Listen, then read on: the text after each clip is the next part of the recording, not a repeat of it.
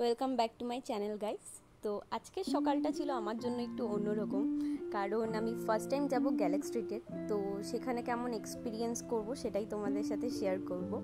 তো সকালবেলা আমি মুসলি ব্রেকফাস্টে যেমন খাই, তো খেয়ে দিয়ে নিয়েছিলাম। আর তারপর কোনো কাজ না পাওয়াতে ওকে একটু আলতা পরিয়ে দিয়েছি, যেহেতু স্নান করিয়ে দেবে তাই কোনো প্রবলেম হবে না।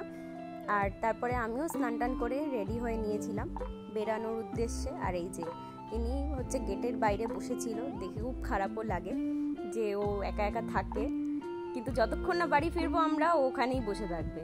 আর আমরা যাই হোক বাসে করে শ্যামনগর নেমে পড়েছিলাম।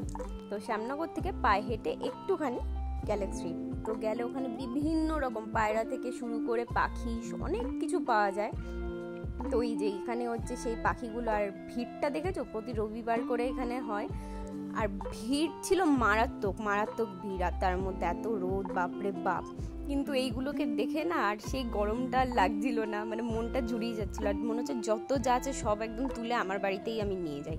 তো এত সুন্দর সুন্দর ছিল। পাখি কেনার উদ্দেশ্যেই গেছিলাম, কিন্তু সেটা কোনোভাবে হলো না।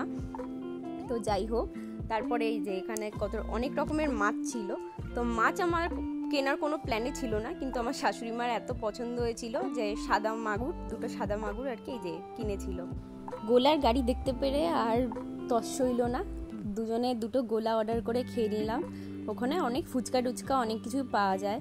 আর তো ভর দুপুরবেলার খেতে ইচ্ছা করলো না। এই জিনিসটা দেখে না ছোটোবেলার মেমোরিজ মনে পড়ে গেল। তো ঝট করে একটা কিনে নিয়েছিলাম 1 প্যাকেট।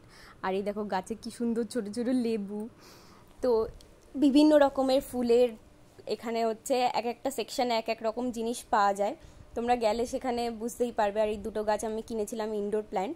আর ফেরার দিকে লাস্টের দিকে এই ছোট্ট ছোট্ট কিউটিসগুলো এখানে ছিল, এইগুলোকে সেল করছিল। তো দেখে তো মনে হচ্ছে সবকটাই আমি তুলে নিয়ে বাড়ি যাই, কিন্তু আমার বাড়িতে আর একজন আছে, তো প্ল্যান আছে একটা কেনার, দেখা যাক এখন। তো এখান থেকে বেরিয়ে পড়লাম, আর বাড়ি এসে নেক্সট ডেতে এইগুলোকে ঘরে সাজিয়ে নিয়েছিলাম একদম। তো এই যে এটা ছিল টেবিল কামিনী, বুদ্ধদেবের পাশে রাখা। পরে আরও একটা টেবিল কামিনী কেনা হবে, কিনে ওটার পাশে রাখা হবে, দেখতে খুব সুন্দর লাগবে। আর এই যে এটা হলো সেই কারি পাতার গাছটা। তো আজকের এই দিনটা সুন্দর করার জন্য আমি তো আমার শাশুড়ি মাকে অনেক অনেক ধন্যবাদ জানাবো। আর আবারও নেক্সট যাব। তো দেখা হচ্ছে নেক্সট ব্লগে।